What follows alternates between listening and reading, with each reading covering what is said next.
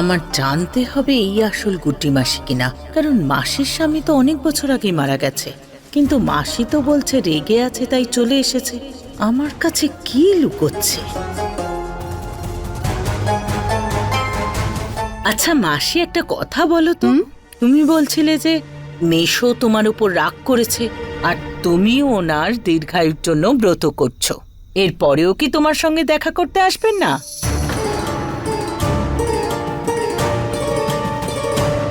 বলো মাসি, এমন কি হয়েছে তোমাদের মধ্যে যে এত দূরে চলে গেল মেশো? তোমরা জোর করে আমাকে বিয়ে দিয়ে দিয়েছিলে, আমি মানি নাই বিয়েটাকে। আমার বিয়ে অন্য কারোর সঙ্গে হতে চলেছে। আমাদের বিয়ে যখন ঠিক হয়েছে তখন বিয়েটা অবশ্যই হবে। সবকিছু তোমার জন্য হচ্ছে। না তুমি জোর করে আমার সঙ্গে বিয়ে করতে, না বাধ্য হয়ে আমাকে মঙ্গলসূত্র পরাতে হতো, আর না আমার আজকে এইরকম ফিল হতো। আসলে জানো কি, উনি আমাকে নিজের স্ত্রী মনে করেন না। স্ত্রী মনে করে না মানে? জোর চলে না না আমার ওপর ওনার, তাই জন্য যখনই ঝগড়া করেন কথায় কথায় সম্পর্ক ভাঙার কথা বলেন। কিন্তু আমিও তো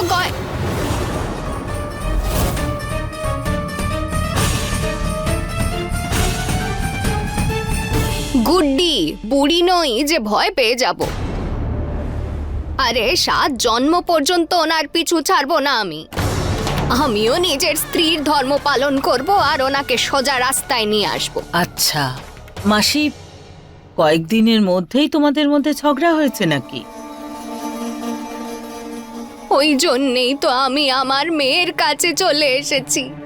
তুই তো জানিসই আমার নিজের কোনো সন্তান নেই, কিন্তু আমি তোকে নিজের সন্তান তুল্য মনে করি। তাই জন্যেই ওই বুড়োটার সঙ্গে ঝগড়া করে তোর কাছে এসেছি। সে যাই হোক না কেন জানো কি, কিন্তু ব্রত তো আমাকে ওনার জন্য রাখতেই হবে। সে উনি যতই রাগী হন, মেজাজি হন, যতই ঝগড়া করুন না কেন, কিন্তু এসবে ভালোবাসা তো কমে না, তাই না?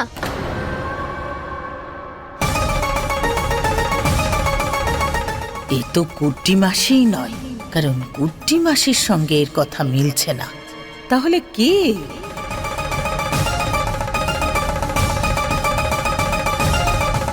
চল এবার শুয়ে পড়ি, বুড়ি হয়েছি, ঘুম পায় সারাক্ষণ, কোমরেও ব্যথা হয়। কাল ব্রতর জন্য তো তাড়াতাড়ি উঠতেও হবে। হ্যাঁ, চল শুয়ে পড়ি তাড়াতাড়ি।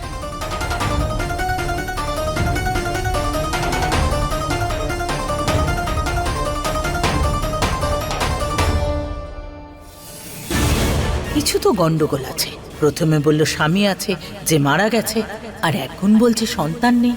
আমার যতদূর মনে হচ্ছে গুড্ডি মাসির তো 4টে ছেলে মেয়ে। আমাকে জানতেই হবে এই মহিলা কে আর কেন এসেছে।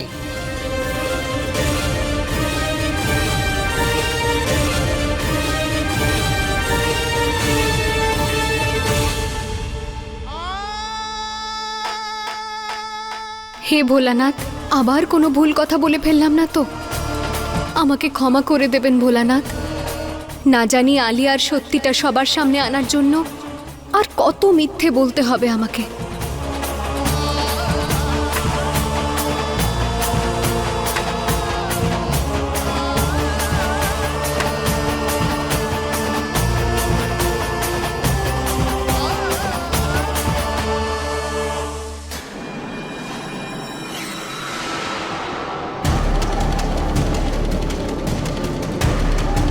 গয়না যেখানেই থাকুক, আই ডোন্ট কেয়ার। শুধু আমায় ওকে আর ওর নামকে আয়ুষ্মানের মন থেকে বের করতে হবে। আমি এটা চাই না যে আয়ুষ্মান ওকে নিয়ে ভাবুক বা ওর ব্যাপারে কোনো কেয়ার করুক। আর তার জন্য যদি আমাকে গয়নার মতো হতেও হয়, তার জন্য তৈরি আছি।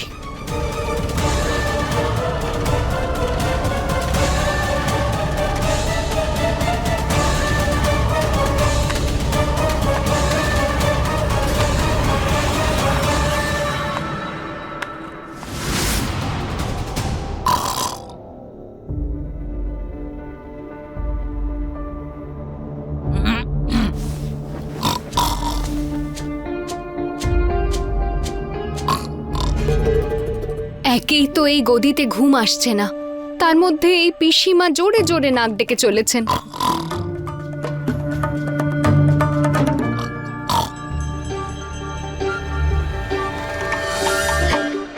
না না, এ যদি আবার জেগে ওঠে তো বকবক শুরু করে দেবে আর সমস্যা হয়ে যাবে। মনে হচ্ছে আজকের রাতটা এইভাবেই কাটবে আমার।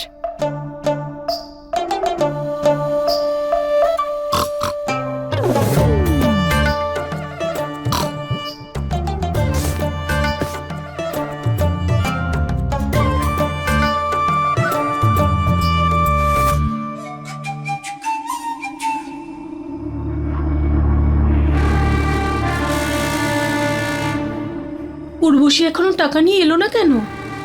আবার এমন নয় তো ও প্ল্যান চেঞ্জ করে দিয়েছে? না না, টাকা চাই।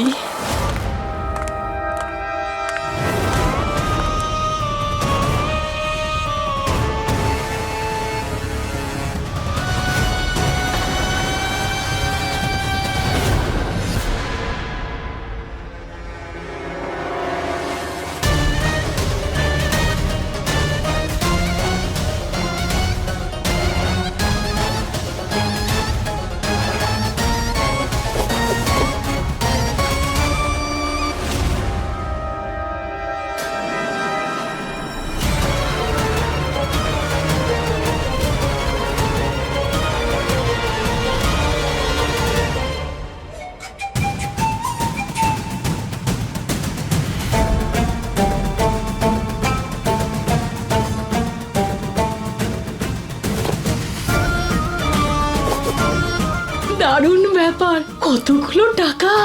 এরকমই টাকা চেয়েছে দিদির মুখে ছুঁড়ে মারবো প্রত্যেক মাসে। হ্যাঁ,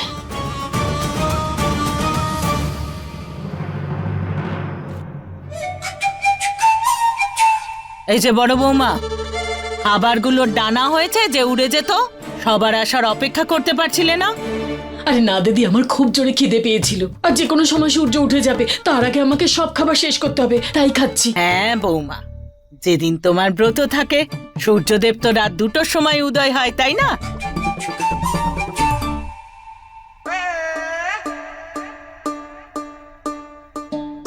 এই যে কমলা, আমার জন্যও একটা থালা পাত খাবার দে তাড়াতাড়ি। আমায় কেমন দেখাচ্ছে, সুন্দর লাগছে তো? আপনিও এই ব্রত পালন করেন, তাও আবার এই বয়সে? হ্যাঁ তো, বয়সের সঙ্গে ব্রতর কি সম্পর্ক? আমিও তো আমার স্বামীকে কত ভালোবাসি, তাহলে তো তার লম্বা আয়ুর জন্য আমারও দায়িত্ব ব্রত রাখা, তাই না? আরে এ তো সত্যিই মঙ্গলসূত্র আর সিঁদুর পরে চলে এসেছে, ব্রতও করছে। কমলা বড় বৌমা জানে না, কিন্তু আমি তো জানি যে মিশো কয়েক বছর আগেই মারা গেছে। তাহলে মৃত স্বামীর দীর্ঘায়ুর জন্য ব্রত কেন করছে?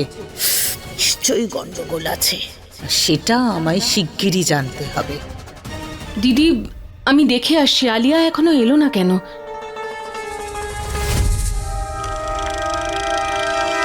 খুব ভালো হয়েছে তুমি চলে এসেছো, সবাই তোমার জন্য অপেক্ষা করছিল। এবার সবাই একসাথে বসে খাবো। হ্যাঁ ঠিক আছে। এইটাই সুযোগ, আলিয়ার ঘরে গিয়ে ওই ফোমটা দেখতে হবে। ওর ওপর আলিয়ার পায়ের ছাপ নিশ্চয়ই পড়েছে, এক্ষুনি ওটাকে নিয়ে আসতে হবে এখানে।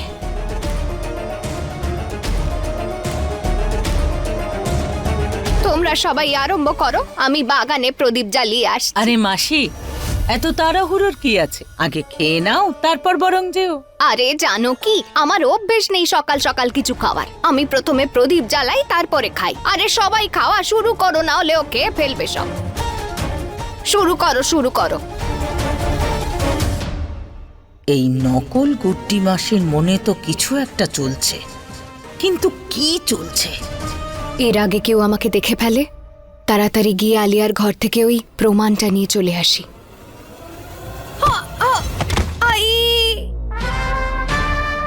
হে ভোলানাথ,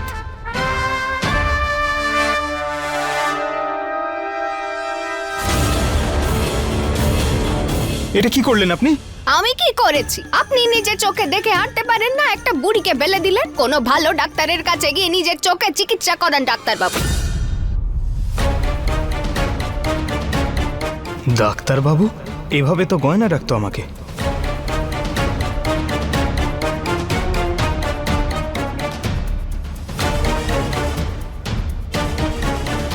আপনি কি বললেন এক্ষুনি?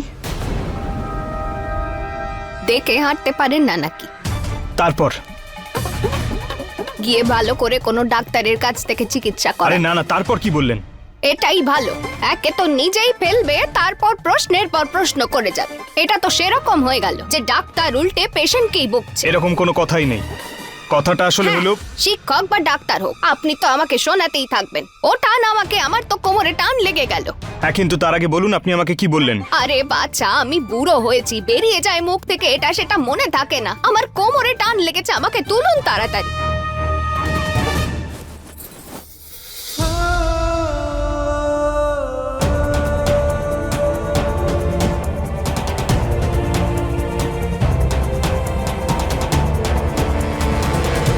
আরে এই লাঠিটা কেন ধরছেন? আগে আমাকে তুলুন না।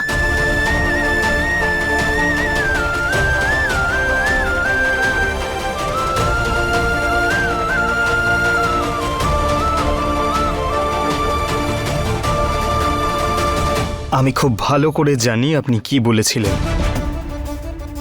আপনি বলেছিলেন ডাক্তার বাবু।